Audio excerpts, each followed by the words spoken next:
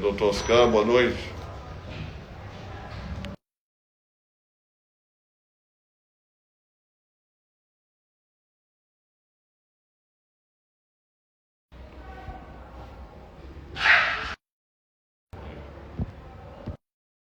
Olá. Pois é, gente, boa noite. Todo mundo bem? É uma honra para nós estarmos aqui de novo com vocês. E só para falar que a próxima convidada nossa vai ser uma super mulher empreendedora, a dona do restaurante Paulista, aqui do Núcleo Bandeirante, que fica ali no setor de oficinas. É uma mulher que já está há muito tempo fazendo esse trabalho lá, nesse restaurante. Restaurante extremamente frequentado, é cheio praticamente todo dia, porque ela trabalha de domingo a domingo, eu nunca vi. Às vezes ela não vem, a filha vem, mas ela trabalha direto, domingos e feriados, inclusive. Hoje, inclusive, eu falei com ela. Aí, a próxima live depois dessa é com ela e a gente vai ver a história da Edivânia e também o trabalho que ela faz lá no restaurante dela, que é o restaurante Paulista. Então, um exemplo bom desse a gente tem que mostrar, senão a gente fica endividado com a sociedade e com uma pessoa dessa que se esforça tanto e merece reconhecimento, igual o pessoal do Oscar mereceu reconhecimento no Brasil inteiro, e a gente tem que reconhecer as pessoas que a gente consegue alcançar também.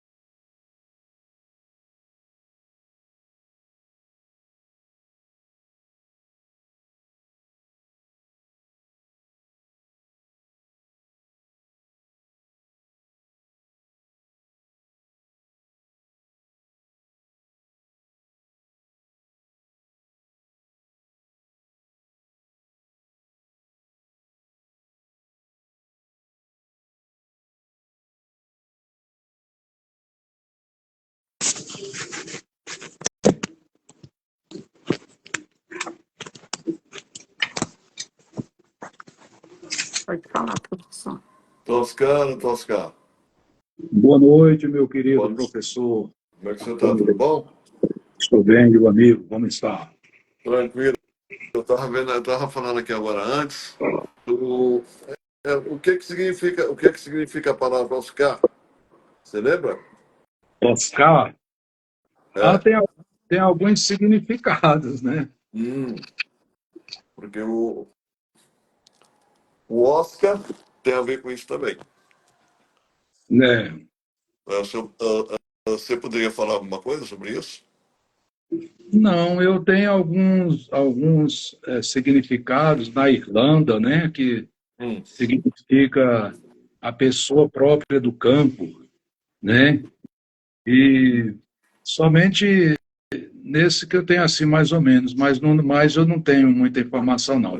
Essa questão do Oscar também diz que tem alguma influência da arte, de comunicação, essas coisas, né? Uhum.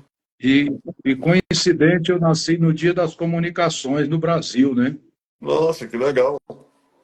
Que é dia 5 de maio, né? Dia do nosso Marechal Rondon, né? Isso. Ele que é o patrono da comunicação, ele que criou, que instalou a rede de telégrafos, correios e telégrafos no Brasil, né? Uhum. Pois é, mas eu digo é porque o Oscar, inclusive que o Brasil ganhou agora no filme Ainda Estou Aqui, foi Sim, teve uma força enorme, como se fosse praticamente uma Copa do Mundo. É, que você achou da conquista? eu acho que é uma prova, né, da nossa capacidade artística, né, porque um filme muito bem feito, né, segundo as informações, eu ainda não tive a oportunidade de assisti-lo, mas Uhum. dizem que é um filme muito bem feito e a qualidade, né, a mensagem que remete, ela deve ter convencido, né, realmente as pessoas, né, no mundo inteiro.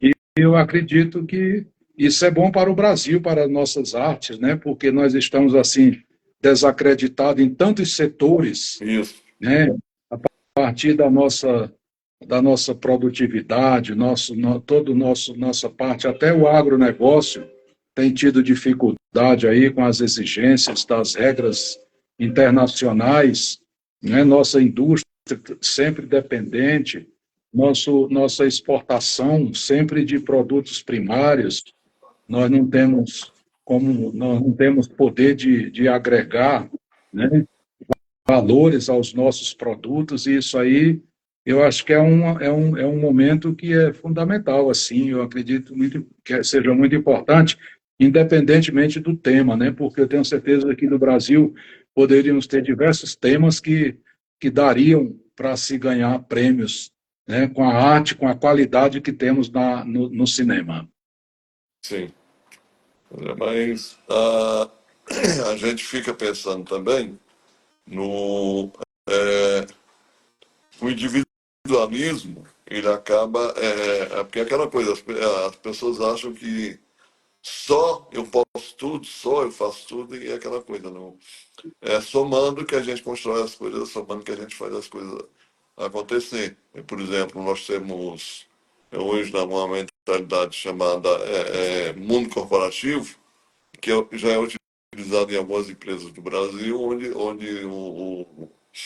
os servidores, não importa qual cargo que eles ocupem nas empresas, eles se sentem como se fosse, de alguma forma, fazendo parte, de alguma forma, sendo meio que é, é, dono da empresa, como se fosse todo mundo sócio, meio que irmão, e isso ajuda muito. E se, por exemplo, o agronegócio resolver trabalhar nesse sentido também, a gente pode melhorar essa produção e também qualificar e poder exportar com mais facilidade. Sem dúvida, sem Mas, dúvida. Trabalho pois é, coletivo. sim, Stephanie. Ele tá, pode continuar. Mas Tá temos escutando. alguma informação sobre a questão da origem do nome Oscar, que o meu nome foi colocado Oscar por uma razão, uma sugestão de uma vizinha. Eu morava Sério? lá no interior do Maranhão, onde eu nasci, Hum, e a minha mãe ia colocar o meu nome, homenagear o meu tio, né, que se chamava José, uhum. e, e a vizinha falou, Maria, coloca o nome desse garoto de Oscar. Eu estive em São Paulo, me consultei com um médico muito bom, e o doutor Oscar. Então, você dá o nome desse menino de Oscar, que eu tenho certeza que ele vai ser um doutor.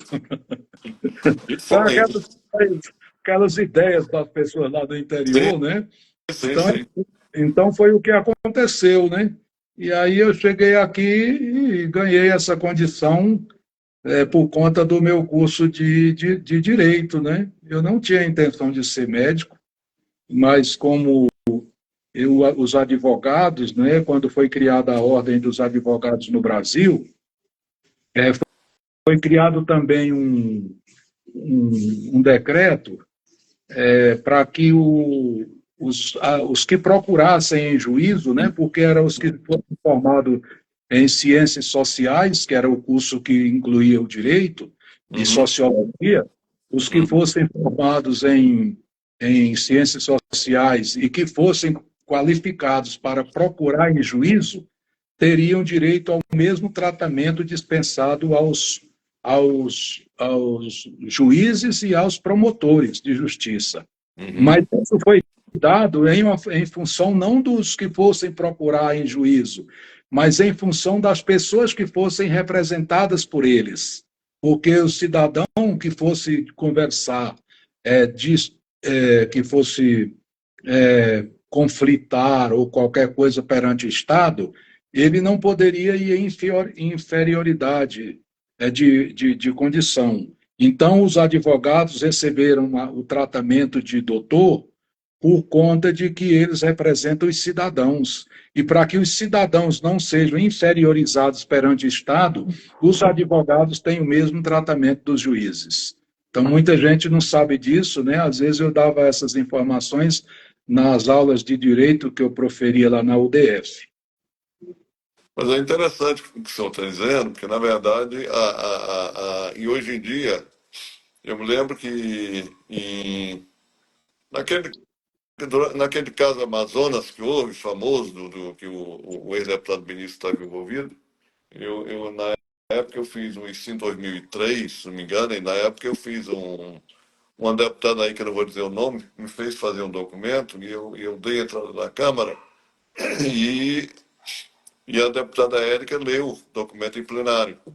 E aí um dos membros do gabinete do ex-deputado, um dos membros do gabinete do ex-deputado Benício, fez uma denúncia e me mandou para a delegacia. Aí, chegando na delegacia, o delegado queria que eu chamasse ele de doutor. Se eu não chamasse, ele me prendia. Eu falei, então prenda. Aí hoje em dia, qualquer dentista, todo mundo quer ser chamado de doutor. Então, virou uma moda. Mas os delegados, eles não têm esse direito, inclusive, por quê? Porque eles não são advogados. Eles são delegados. Então, é senhor delegado. Ele não é doutor delegado. A gente chama por uma extensão, mas não existe uma regra para eles. Agora, inclusive, na regra atual do nosso Código de Ética do próprio da OAB, diz lá que entre os advogados, os promotores e os juízes, de um modo geral, não há hierarquia no tratamento. Isso significa o quê? Que eles podem ser chamados de doutor, os advogados. Não é verdade? É verdade. Agora, os delegados, não. O delegado é Vossa Senhoria. Pois é. Mas Porque o fato o delegado ele é só bacharel. Se ele for advogado e passar no curso de delegado, ele obrigatoriamente tem que se desligar da ordem dos advogados, assim como os servidores da justiça de um modo geral. Mas, doutor Oscar, baseado nisso, é uma pergunta que vai me ser útil um pouco mais na frente. Um delegado pode pedir a um juiz, através de uma liminar, alguma coisa? Pode pedir ao juiz qualquer providência. Uma liminar, digamos, em relação a algum processo, para o juiz tomar uma atitude? Não, ele pode pedir ao juiz para determinar uma prisão preventiva, para converter uma prisão provisória em preventiva. Ele pode pedir tudo ao juiz, ele pode. Entendi. Assim, eu digo, para ele pedir uma liminar, ele não pode, porque a liminar, normalmente, ela é utilizada nas medidas que são para favorecer interesses individuais, e o delegado não atua atendendo interesses individuais. Ele é um órgão da justiça, né, da justiça, por conta, ele é membro do judiciário, ele é um auxiliar do poder judiciário, então ele trabalha nessa parte preliminar. Entendi. Mas, vamos rapidamente, a gente já fez isso em relação, lá na televisão, e a gente conseguiu lá mostrar para as pessoas o quanto o doutor Oscar desde cedo, foi um bom exemplo de ser humano, inclusive, como é que é aquela história? Você teve que, inclusive, em função da sua boa formação, você não traiu a sua mãe e tudo que e nem a sua avó, e tudo que elas sugeriram para o senhor fazer aqui em Brasília, quando chegasse, o senhor fez e hoje está onde está. Poderia falar um pouco sobre isso? Podemos sim. Nós vamos continuar agora ou nós vamos aguardar mais um pouco? Porque o horário nosso é às 20, né? Agora, não é 19, não? É 19. É 19. era 19, né? Então nós já estamos no ar, né? Já estamos no ar. Muito bem.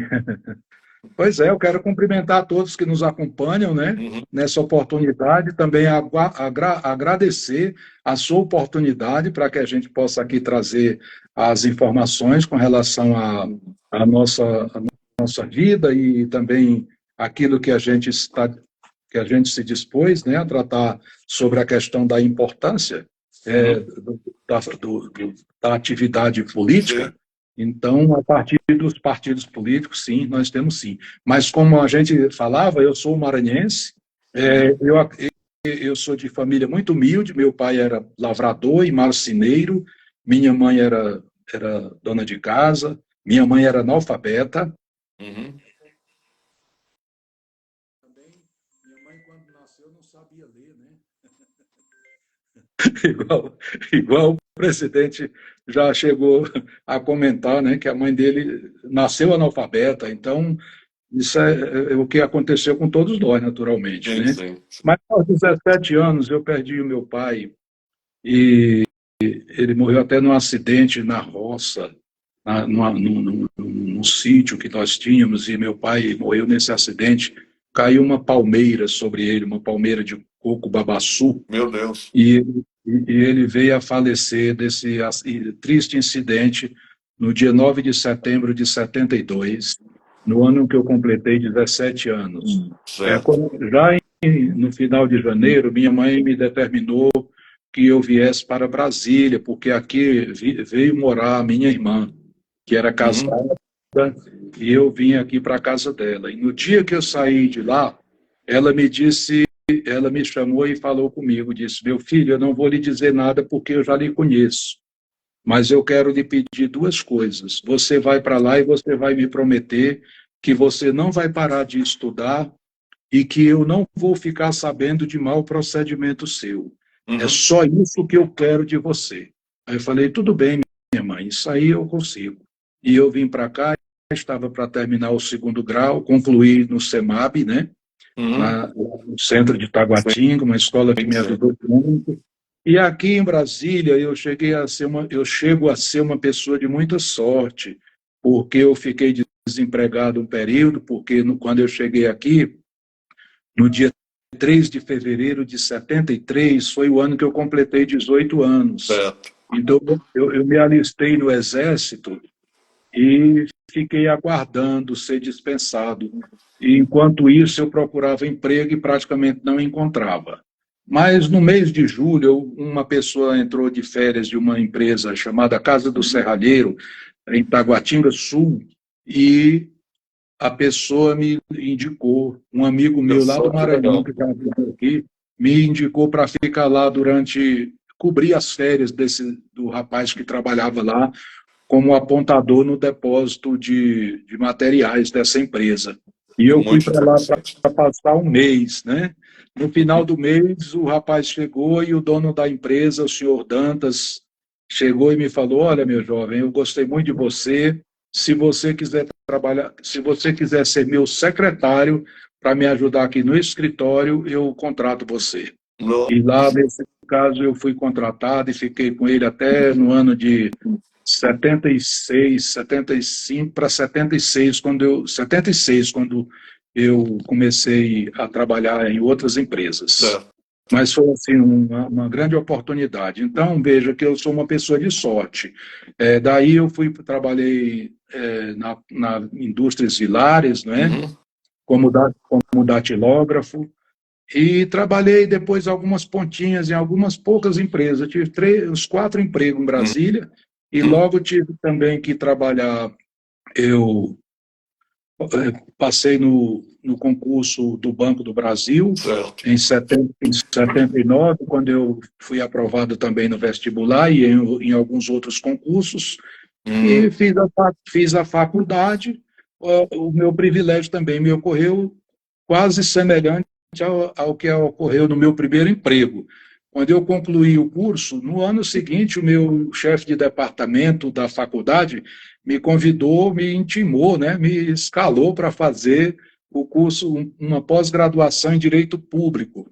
E eu fui Certo. fazer essa pós-graduação, e ele disse, eu queria que você fizesse essa pós-graduação porque eu quero que você seja professor aqui na faculdade, não é? Uhum. E aí me contratou para um período, né, de experiência. Bom, muito E, bom. e eu fui fazer esse período de experiência e lá fiquei 8 anos Uhum. na faculdade, na mesma faculdade que eu me formei. Eu fiquei lá 4 anos e meio como aluno, mais um ano como aluno também do mestrado, Uhum. da pós-graduação, Certo. e depois disso fiquei mais 8 anos como professor. Professor. Então, quase estabeleci residência na minha faculdade. Isso é bom. Nesse tempo, nessa época, eu já trabalhava no Banco do Brasil, Uhum. onde fiquei até 1994. Também já exerci a atividade, a advocacia e também a própria atividade também acadêmica, né? É interessante. Trabalhou muito, trabalhou muito. Você está me lembrando, quando eu fui terminar o último ano do curso de letras, o velho Alberto Pérez virou e disse: Você devia ter me procurado no início, que eu tinha feito você fazer direito, aquela coisa toda. É, Mas eu já estava terminando o curso de letras, aí ele só me deu a bolsa final para eu terminar o curso e eles estavam também já praticamente vendendo o antigo CEUB, que hoje é o UniCEUB, mas na época é, se você tivesse me procurado, mas eu não, realmente esse curso é muito bom e é pena que muita gente, vamos dizer, não é o caso do Oscar, mas é o caso de muita gente, se torna vaidoso demais e poderoso demais, e não é por aí que a coisa anda. Mas o fato é que na época realmente eu preferi fazer letras, mas eu vejo hoje, não só na época, como o Sigma Liga Seixas e o Oscar Silva, mas eu vejo muita gente. Tem o Dr. Yuri Melo também, que é um grande advogado, e outros também que a gente pouco conhece mais, que fazem a diferença no trabalho. temos o doutor, Aldemio Leari Também, também, também. e muitos outros advogados da minha época. Eu tenho muitos colegas que são desembargadores hoje, né, juízes, Uhum. promotores. Então, eu assim tive assim uma alegria muito grande. O meu curso também me exigia muito e eu era muito empenhado por conta de que era a minha necessidade também, não é? Eu não tinha assim outro foco que não fosse a faculdade, o estudo, tanto que eu comecei a trabalhar antes dos 12 anos de idade, lá na minha terra, na cidade de Imperatriz, Uhum. e aos 14 anos eu já trabalhava e estudava à noite, por conta do meu trabalho, que eu precisava ajudar na minha família e até custear os meus estudos, que foram todos praticamente custeados pelo meu trabalho, inclusive na faculdade. Nunca recebi favorecimento, né? Não digo isso com orgulho, mas digo isso assim, que as pessoas muitas vezes elas acham que não são capazes porque elas não têm apoio. Eu já sou o contrário. Eu acho que se eu me empenhar mais, é a oportunidade que eu tenha de encontrar o apoio. Então, quando eu me formei, passei a ser professor, eu morando na cidade que eu cresci, que me fez a pessoa que eu sou, com a convivência das pessoas humildes, esperançosas, eu me empenhei e nunca saí da Ceilândia por isso. Eu sempre digo, na Ceilândia eu tenho tanto trabalho, por conta de que eu tenho tantas injustiças a ajudar a corrigir, atender tantas pessoas que muitas vezes precisam e não teriam outro acesso. Então, eu sou um advogado, eu me reconheço como um advogado relativamente social. Eu nunca deixei de atender um cliente por conta dele não poder pagar os honorários. Pois é. Os que não podem pagar mais, ou pagar menos, ou não pagar, eu nunca deixei sair do meu escritório por essa razão. Às vezes ele não me contrata por razões outras, mas não por essa condição. Pois é. Porque eu sei o sacrifício que foi e eu sei a utilidade que é o meu trabalho. Por isso que eu sempre me empenhei na política, porque eu sempre penso, se eu tiver que exercer um cargo público eletivo, eu vou fazer diferente do que os outros fazem.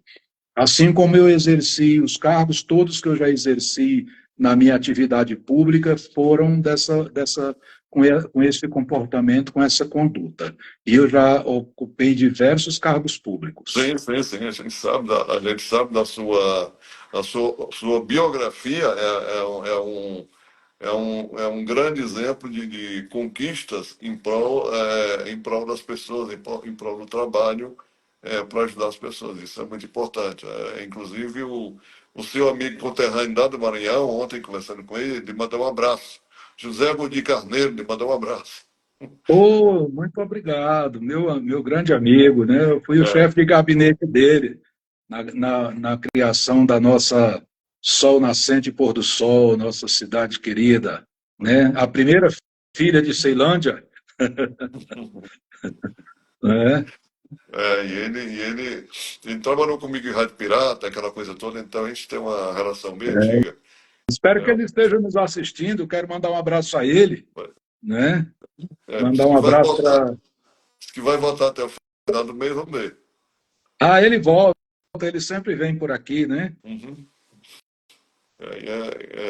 Mas dessa vez, vamos ver se ele volta para ficar ajudando a gente a fazer travessuras por aí. É, ele precisa ficar por aqui. Ele é uma pessoa muito iluminada, ele ajuda muito. Ele também tem uma vida de trabalho, né, pela nossa comunidade, e ele é bem-vindo sempre, e nós vamos estar juntos aí, certamente, se ele vier, se ele retomar a atividade, que ele falou que ia tirar um tempo, né, espero que esse tempo já tenha chegado. Exatamente. Mas ele é um grande ser humano. Mas, doutor Oscar, e falar nisso, vamos para o lado da política mesmo. Como é que é o PDC? Hoje você é presidente regional do Partido Democrata Cristão. Existem alguns sonhos a serem realizados em prol do partido aqui no Distrito Federal? Existe. O partido agora é Democracia Cristã. Uhum. Democracia cristã é a nomenclatura que é dada na sua origem, né? Na verdade, na Itália é a democracia cristã, na Alemanha é democracia cristã. E Uhum. quando o PDC desistiu de ser PDC e se uniu a outro partido, o doutor José Maria Imael, que é deputado constituinte, que aprovou mais de 56, mais de 50 propostas na Constituição, Certo.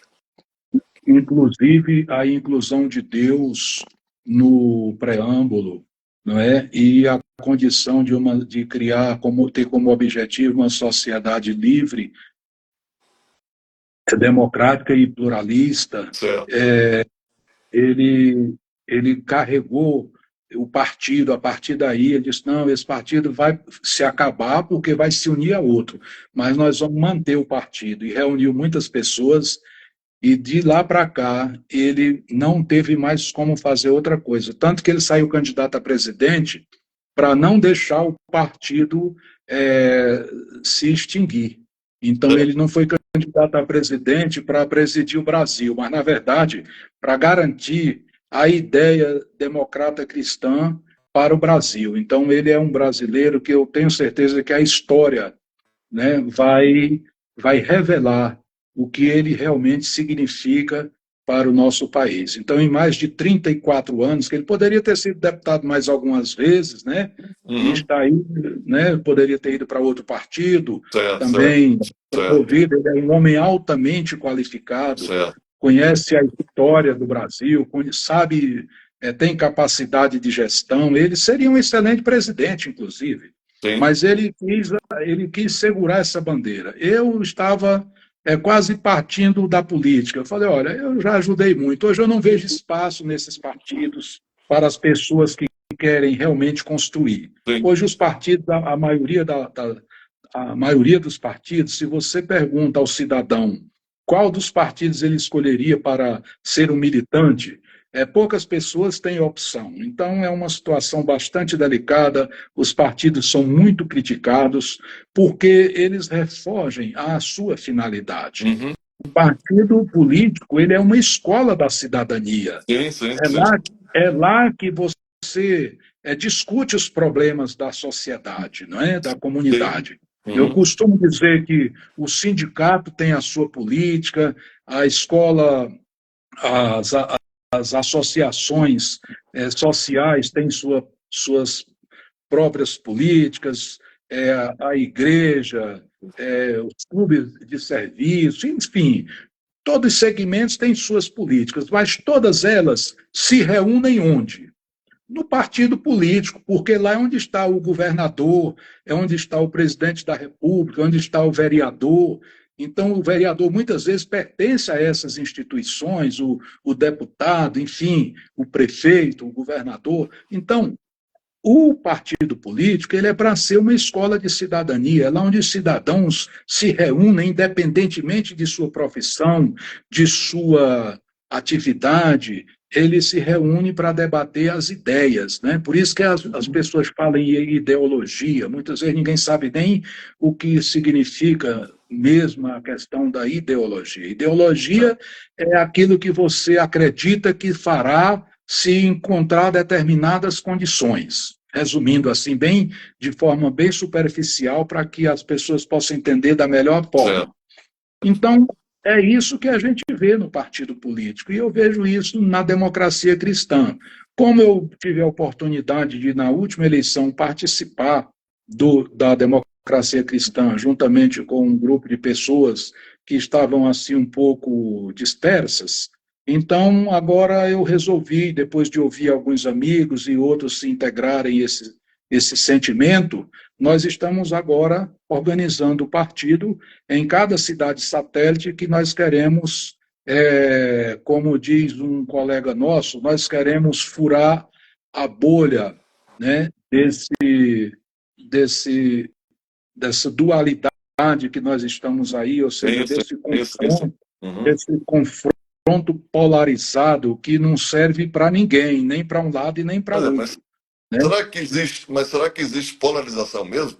Eu acredito que existe, né? Porque o que estamos vendo aí é um governo que sai e o que entra já tem uma situação aí que a oposição é o que saiu, né? Então, Uhum. nesse caso aí, eu acredito que se o que saiu voltar, o que está será a oposição. E isso aí cria realmente essa polaridade, né? Essa É polarização. porque isso é uma prestação de desserviço à população.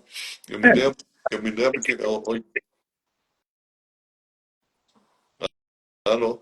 sim, pois Porque eu me lembro que em 97, mais ou menos, nós tínhamos ali na Guairoba uma escola chamada. Aliás, está até hoje, o CET. E a diretora na época do CET, inclusive o marido dela, que era advogado, trabalhava na regional, que era acho que é Aurélio, se não me engano o nome dele, e ela virou para mim e perguntou, professor, você vai ficar com o Cristóvão ou com o Roriz? Eu digo, não sei ainda, estou analisando, vendo o que acontece. Ela disse, não importa de que lado você ficar, a nossa amizade não vai mudar, porque esse bando de vagabundo, eles brigam no almoço e se beijam no jantar. Então, Eu achei muito interessante o que ela falou. E se a gente for analisar bem ao longo da vida fora, hoje em dia, de alguma forma, acaba sendo que meio uma coisa parecida com essa. É porque é lá no CET, né, nosso Centro de Ensino Técnico, Isso. realmente existe essa situação, mas é o que eu acabo de lhe dizer, nós estamos realmente nessa polarização que faz com que aconteça isso. Até por que eu digo que é polarização? Porque nós não temos outras opções. Hoje as pessoas são uma coisa ou outra, mas ninguém está definido, né, definido em qualquer outra situação. Então é isso que eu lhe digo. Nós estamos querendo criar uma terceira margem do rio Via. para que a gente possa para que a gente possa trazer as pessoas de bem que querem fazer política com seriedade, que querem fazer política coletiva, que querem fazer política para resolver, encaminhar a solução para as questões coletivas, os interesses públicos, e não a gente votar como estamos votando nas pessoas por merecimento. Normalmente se vê as pessoas, eu vou votar em fulano porque ele tem uma ou outra qualidade, e o que nós precisamos não é disso, né? Porque hoje os candidatos são pessoas que a gente vota porque eles merecem ter a qualificação, ser deputado, ser senador, porque ele tem uma virtude ou outra, mesmo que ele não entenda de política, que ele não entenda de gestão pública, e isso aí também causa muito problema. Então, nós somos um partido, é como se fosse uma escola política, onde nós vamos tratar da formação da gestão pública. E isso aí nós vamos ter que começar do ABC do negócio, como diz na gíria, não é? Sim. E como é que nós formamos uma nação? Uma nação, ela se forma a partir do que o próprio nosso patriarca, né, nosso referencial, o advogado Rui Barbosa, já dizia que a pátria nada mais é do que a família amplificada. Ou seja, a família é a origem, tá, de qualquer nação. Sim, sim. E o que ocorre? Como é que nós formamos a nação? O primeiro item que forma a nação é a família, no nosso sistema atual. Depois da família, como nós temos os filhos em períodos diferenciados, o que nós fazemos? Nós colocamos o nosso filho de 7 anos e o de 9 anos em uma sala de aula onde tem mais 29 crianças de 7 e de 9 anos, respectivamente. Ou seja, no primeiro ano que eu levo meu filho para a escola, eu já estou colocando ele na companhia de 10 irmãos da mesma idade, para que ele conheça determinado, para que ele receba conhecimentos, para ele se formar como cidadão, para ele levar a vida adiante, da mesma forma que aqueles outros cidadãos vão levar, e a partir daí nós vamos ver que nós estamos formando o quê? As gerações. Então, não tem como a gente excluir a família e a escola como os dois primeiros itens da nossa formação. Sim.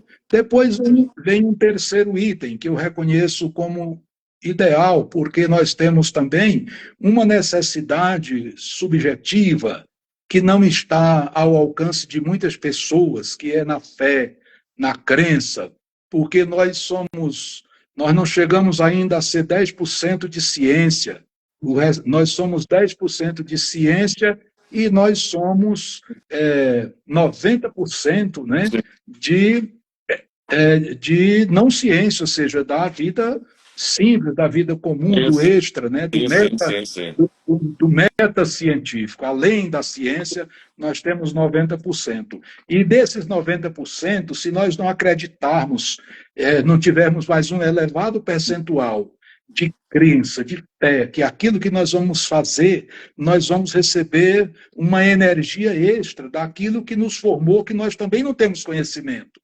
Então, a partir daí, eu acredito que as igrejas, principalmente as igrejas sinceras, que têm a compreensão de fazer parte dos cidadãos para promover a convivência deles em sociedade, que elas, para mim, são o terceiro item. A partir daí vem o trabalho, onde o trabalho já será realizado conforme as gerações, conforme o aprendizado, e é isso que nós vemos hoje. Os jovens da geração Y e Z, como nós estamos já vivendo, eles já têm uma formação comum porque eles são de uma geração própria. Certo. Então, isso eu acho que é assim que as nações se organizam, é assim que as nações podem crescer, e sem isso é a forma das nações perecerem. Entendi. É, bem, qualquer coisa que a gente puder colaborar com o andamento desse trabalho, no sentido de somar, a gente está à disposição, porque o Brasil realmente precisa. No momento, nós estamos numa situação meio que, vamos dizer, existem inclusive leis que incentivam rivalidades, que vêm, em princípio, para, digamos, pacificar, mas por serem leis ocasionais, elas acabam promovendo, em função de algumas elasticidades, vamos dizer assim, unilaterais, elas acabam promovendo uma rivalidade entre as pessoas, e as pessoas estão brigando com muita facilidade. A gente precisa acabar com isso. É verdade. Inclusive, a gente precisa compreender uma coisa. Nós todos precisamos entender que as pessoas precisam dar coragem, porque o próprio ser humano, ele vive da ousadia. E a nossa coragem, ela veio justamente na época que nós estávamos aqui em Brasília, e nossa cidade não tinha direito à representação política, ou seja, os cidadãos de Brasília não podiam votar. E nós acreditamos que nós poderíamos conquistar.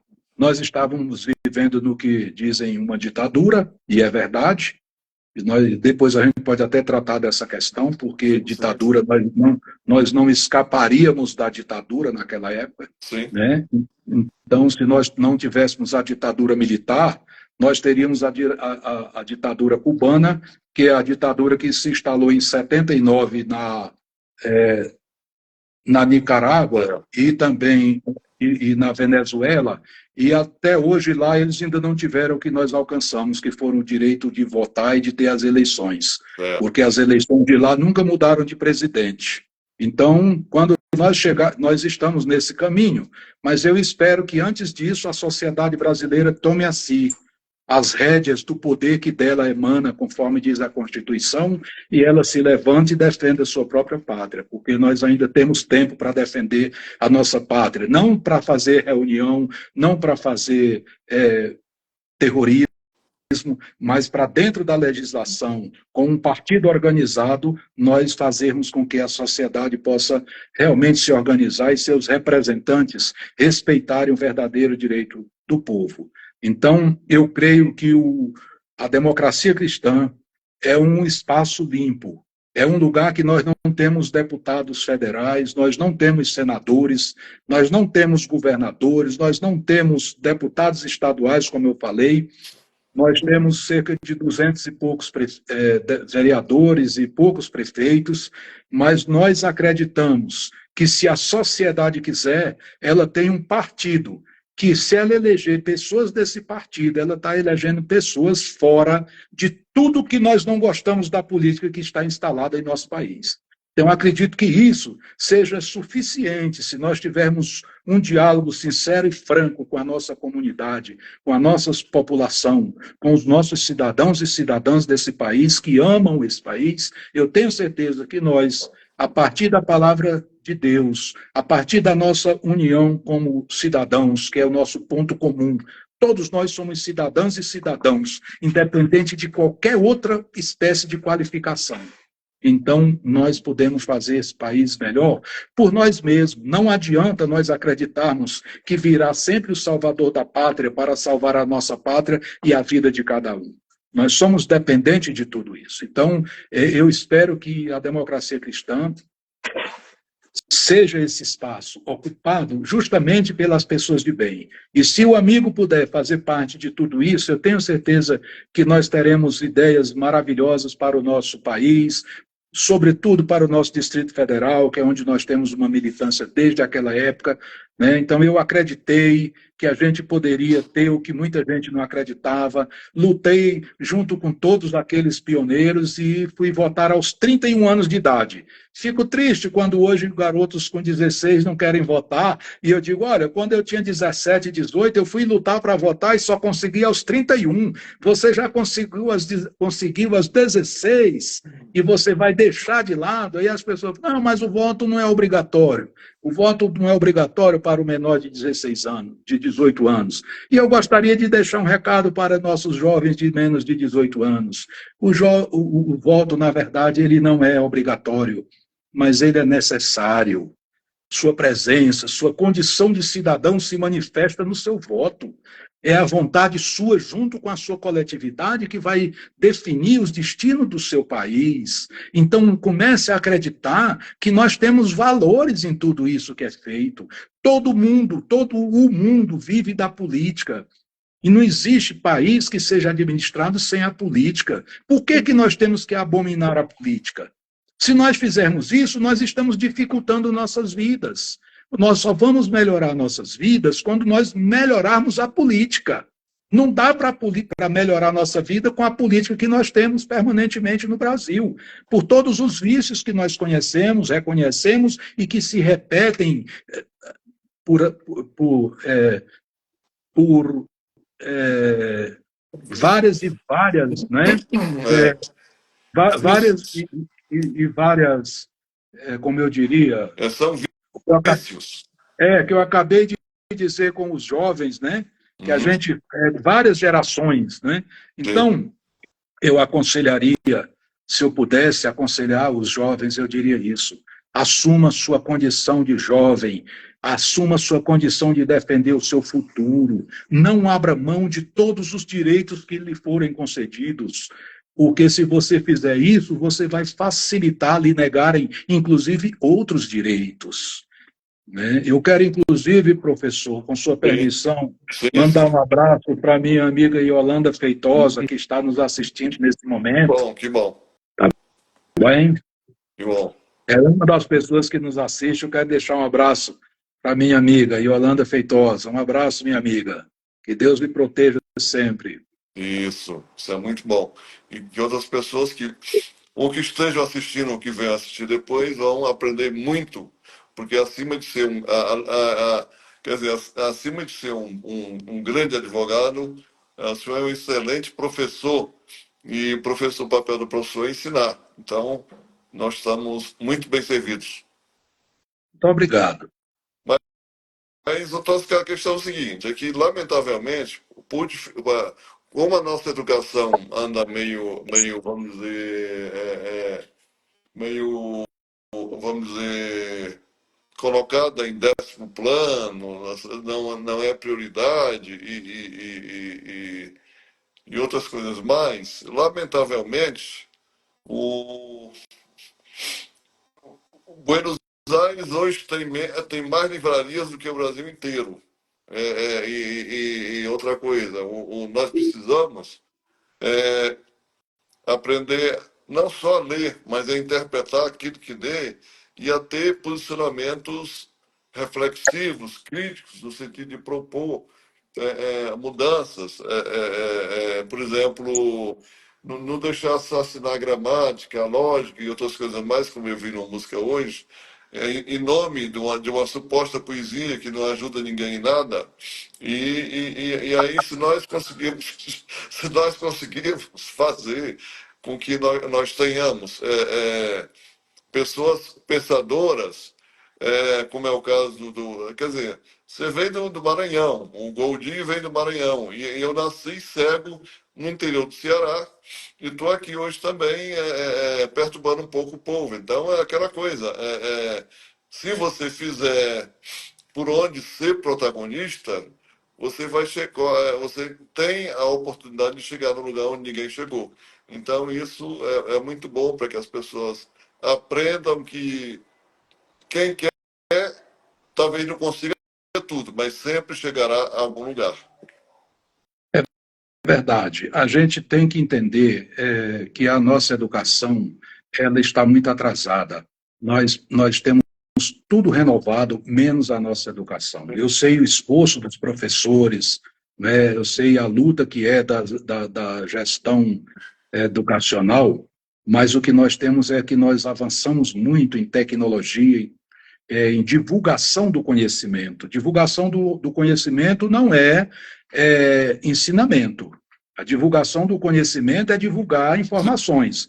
O Sim, conhecimento é uma compreensão sistemática para que o cidadão possa, a partir da sua formação, ele converter processos que ele não conhecia e que ele passa a dar solução a partir do entendimento, do conhecimento que ele tem. A informação por si só não se torna conhecimento. O conhecimento, ele passa pelo processo de abstração e a partir daí é que o cidadão ele pode manejar a situação fática com o conhecimento teórico que ele tem. Então, é diferente. Então, o que ocorre? Com a tecnologia muito avançada, hoje nossos jovens, eles têm um conhecimento.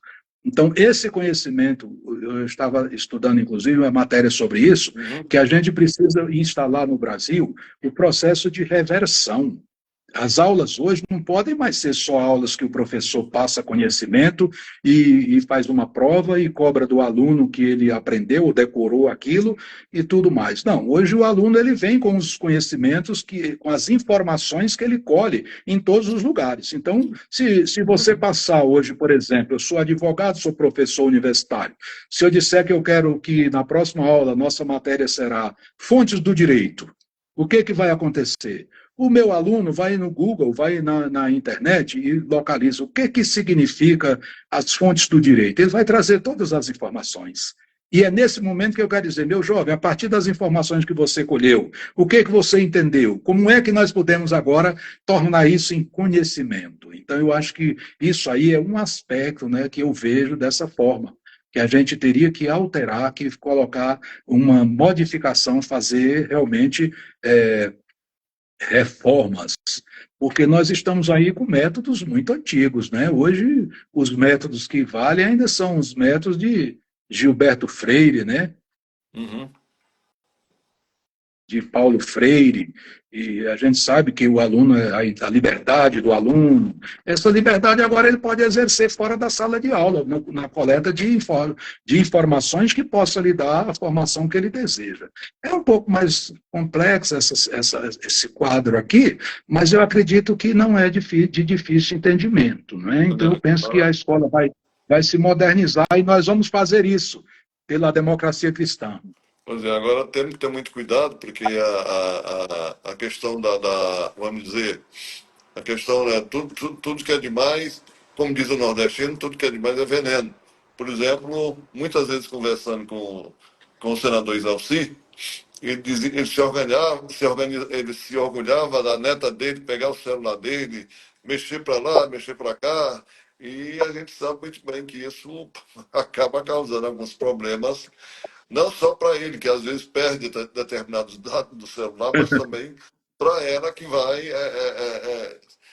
vira, vamos dizer, ela vai pegar o celular como ídolo e aí não vai ter muita autonomia também para discernir as coisas que ela tem que saber fazer. E as crianças de tenra idade, elas não podem ser acumuladas com informações excessivas, inclusive inapropriadas para a sua idade. Sim, Não é só sobre a questão de educação sexual, não, é sobre os conhecimentos gerais. sim, As sim. crianças, elas estão formando o seu próprio vocabulário. Então, elas não têm como assumir tantas informações. Então, isso está acontecendo. As crianças que ainda não sabem ler o alfabeto, elas já sabem manipular o Sim. celular. Sim, sim, né? sim. E isso aí vai trazer dificuldades, porque nós não temos uma metodologia para nos antecipar a tudo isso. Então, é aí onde eu digo que a escola está, de certa forma, atrasada, porque as coisas estão muito aceleradas. Então, precisamos realmente tomar providências. E isso aí vai ser um debate muito grande, permanente, e não pode ser muito demorado. E as famílias também têm que fazer a parte delas, senão a coisa, como eu estou lhe falando, o senador, que foi presidente do SINEP, Sindicato das Escolas Particulares, conversando como se fosse uma coisa natural. Então, realmente, a gente tem que, as famílias têm que ficarem atentas também para não deixarem a coisa chegar aonde muitas vezes se chega. A família e a própria escola, né? Porque já temos aí essa medida, né, com relação à escola não permitir a utilização dos aparelhos celulares. Isso aí pode ser que leve uma concentração mais específica e dependendo da mudança também das aulas que são proferidas aos alunos, possa trazer um benefício, mas é um encaminhamento, precisamos aprofundar mais tudo isso e eu acredito que nós vamos fazer esse trabalho. Quero também pedir mais uma vez, meu professor, Sim, para fazer uma intervenção aqui e mandar um abraço, né, para o nosso querido amigo, professor Pardal, né, que está nos assistindo também legal, nesse momento. Viu? legal, muito bom. Pardal, uma grande figura, um grande abraço, É, realmente. um grande É, amigo, né, uma pessoa muito nós, importante para a nossa comunidade, inclusive no campo da educação. pois é o que eu ia dizer, nós precisamos aumentar mais pardais na educação e diminuir no trânsito, porque o trânsito, É verdade. o objetivo do trânsito é multa, e multa, na verdade, hoje em dia eu estou vendo que não educa ninguém, porque aquelas pessoas que de alguma forma podem, elas ultrapassa pardal, ultrapassa tudo e depois paga a multa sem problema nenhum. Agora, se nós tivermos mais pardais na educação com a qualidade do professor Pardal, nós vamos ter uma É, educação muito mais uma cheia de melhoria qualidade. grandiosa. Uma melhoria grandiosa, Sim, certamente. sim. Pois é, então é isso. Professor, Quanto? 8 minutos. Tá. Sim, Oscar. Então, nós estamos aqui já marchando para a nossa parte Isso, conclusiva, né, do nosso bate-papo. isso. Eu só queria deixar, porque como o tema são as ferramentas para o manuseio da política, nós queremos lembrar aos nossos ouvintes, às pessoas que nos acompanham, que o Brasil adotou como fundamento da República o pluralismo político, entre outros, né? O pluralismo político é a oportunidade que nós temos para que todas as classes, todas as pessoas possam se organizar. Então, muita gente reclama que os partidos deveriam ser menos, porque tem partido demais, e muitas vezes a pessoa diz isso e ela não tem nenhum partido, né? Então, a gente precisa entender que o partido político, como é uma escola de cidadania, eu acredito que se tivéssemos muitas escolas de cidadania, seria melhor para que o cidadão pudesse se informar para poder contribuir melhor na hora do encaminhamento Pois político. é. Agora, eu costumo defender o pluralismo político porque, acima de tudo, é democrático, né? Sim, sim. Porque poucos partidos ficam de um dono só. No lugar que só tem um partido, na verdade, a sociedade não se envolve com ele, mas só os membros do partido, né? Sim, sim. Então, eu costumo comparar no Brasil o seguinte: as pessoas dizem que tem muito partido, que deveria ter menos, e eu pergunto assim, eu lhe pergunto, se você tivesse no Brasil mais um time de futebol, você acha que atrapalharia o Flamengo, o Corinthians, o Palmeiras e os outros times? E as pessoas normalmente dizem não, porque, aliás, é nesses times que surgem que, às vezes, levam determinados craques, surgem, né? e eles chegam até os grandes clubes. Então, sim, o que que acontece? Mais um partido político a mais é exatamente o espaço que dá chance a um novo líder, a novas lideranças que não estão lá hoje, no nosso caso, com as pessoas arraigadas no comando dos partidos. Nós sabemos disso, que os partidos hoje são hierarquias, inclusive são patrimônios reais. Né? Eu costumo dizer que o império não acabou. Os partidos são dos imperadores e são de ordem de descendência. O senhor vê que o MDB do estado do Pará é da família, barbárie. né? Carvalho, né? O pai, o filho, o neto, as próximas gerações. Se você for para Maceió, lá em Alagoas, é a mesma situação. Sim, E assim, quantos lugares, né, que os partidos já são de donos e que nós não teríamos opções. Então, ainda temos opções, só que nós temos opções muito restritas, porque hoje movimento não dá mais para formar novos partidos políticos. A, a, a legislação veio para cima dos partidos, que hoje não é mais possível criar partido político. Veja que o movimento bolsonarista tentou criar um partido e não conseguiu. Porque o PL, hoje criar. mas o PL é isso. Sim, mas o PL é um partido que foi exatamente se servir a isso, porque já existia o PL. Sim, sim, sim, sim, sim. Então, o Democracia Cristã já existe. Antes que alguém venha se apropriar do PL, nós estamos pedindo ao povo que faça isso. Aham. Entendeu? Então, eu penso que hoje nós não, a última linha de esperança que nós temos é a democracia cristã. Primeiro, que é um partido que tem histórico, né? Na Itália, no pós-guerra, foi o partido que levantou a Itália de volta. Na Alemanha, né, com Sim, Konrad Adenauer, que sim, sim, sim. reergueu a Alemanha.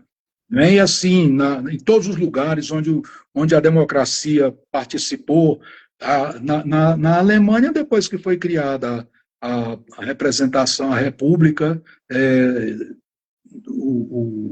a democracia cristã já governou por 5 períodos, ou seja, quem mais governou a Alemanha nesse período, de 1947 para cá, foi a democracia cristã. Sim. Então, é um partido que tem compromisso com o desenvolvimento do país, com o respeito e o crescimento dos cidadãos. Nós entendemos que é muito bom você ter a merenda na escola, o almoço na escola, mas a escola só funciona 5 dias. Nós temos que reforçar a garantia das famílias terem alimentação. Sim, sim, Nós não podemos colocar a escola como uma condição da escola ser alimentar sim, apenas os alunos. Nós temos que as famílias precisam ter. No nosso tempo, nós levávamos a nossa merenda, né, dentro da nossa sacolinha para a hora do recreio. sim, Eu não sim, estou sim. dizendo que é para voltar para isso, não. Eu estou dizendo que nós temos condições de ter uma melhor condição para toda a família, e não apenas para o aluno que teria que jejuar sábado e domingo, do dia que não existe aula. Né? Sim. Então, nós precisamos, né, com a democracia cristã, fazer o que eu estou dizendo. Nós precisamos, como dizia o Boris Casoy, né, passar o Brasil a limpo, como dizia, não, como diz, eu digo que nós precisamos fazer uma auditoria no Brasil.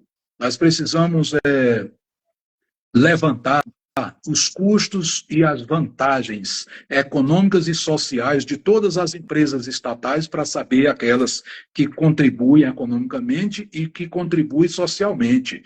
E que contribui socialmente, mesmo que não contribua economicamente, para serem mantidas e atender determinadas finalidades. Nós precisamos fazer uma reforma em toda a estrutura de governo. Né? Nós precisamos fazer uma auditoria para a gente saber realmente o que o Brasil recebe, o que o Brasil gasta, e a possibilidade ou a impossibilidade de termos recursos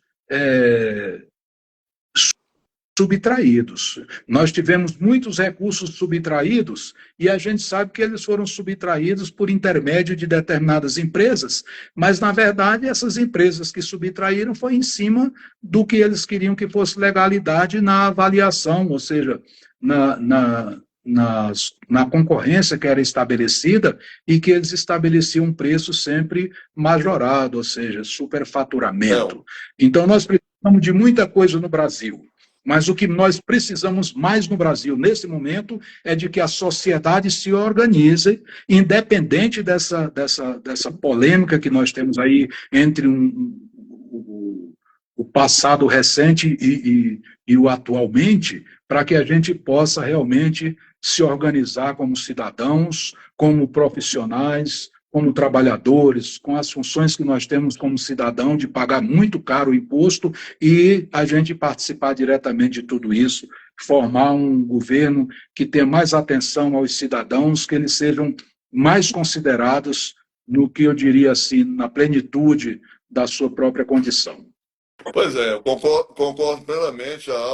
Uma aula fantástica. Agora nós precisamos também, que você sabe que países evoluídos nem emenda parlamentar tem. Aqui não. Aqui hoje, quem manda no dinheiro do Brasil são, além do judiciário, lá inclusive no final desse ano, concluiu-se que eu não sei se é milhões ou é bilhões, sei que em matéria de salário do pessoal foi além da conta. E além disso, as emendas parlamentares, independentemente de rastreabilidade e transparência, elas tinham que ser melhor trabalhadas para que realmente fossem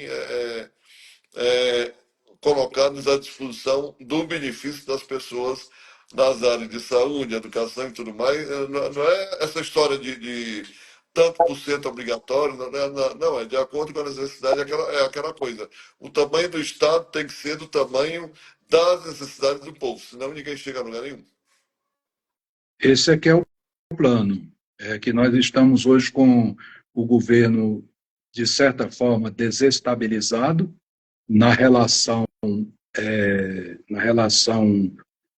do executivo com o legislativo, e nós temos um poder, né, que domina, que é o poder judiciário, que é exatamente o poder reservado para tornar o equilíbrio da sociedade aplicando as leis. Na medida que ele passa a ocupar funções de legislador e também de executor, então nós vemos exatamente essa fragilidade que acontece para o poder executivo e legislativo, o que torna essa instabilidade, essa falta de credibilidade mesma, não é só uma insegurança que nós temos. Eu sou advogado há 42 anos, eu tenho dificuldade para me entender como advogado, vendo a forma como a lei vem sendo aplicada nos últimos 5 anos.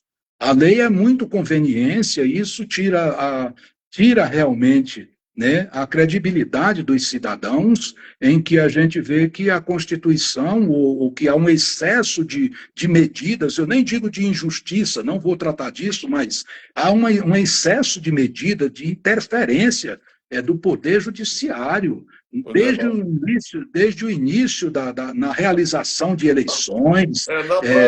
Na prática, há 10 anos nós não temos presidente.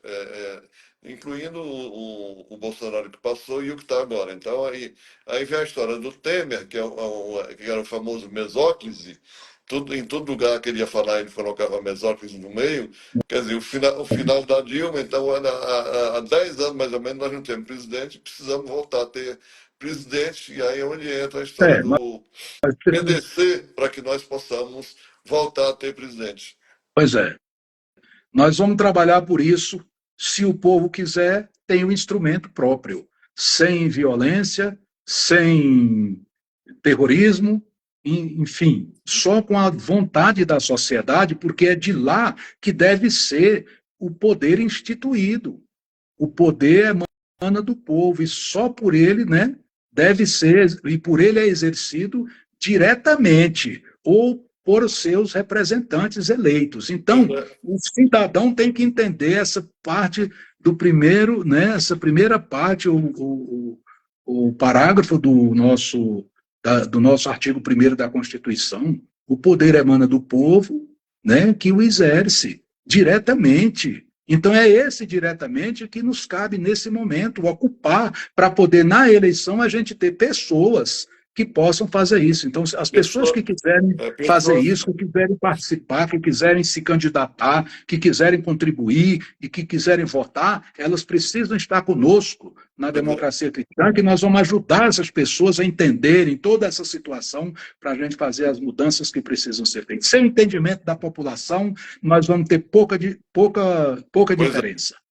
Isso aí, nós precisamos de pessoas que não tenham ligações com lobbies, porque hoje em dia nós temos bancadas e bancadas e bancadas que servem a elas mesmas e a gente fica, como dizem por aí, popularmente chupando o dedo sem saber o que fazer.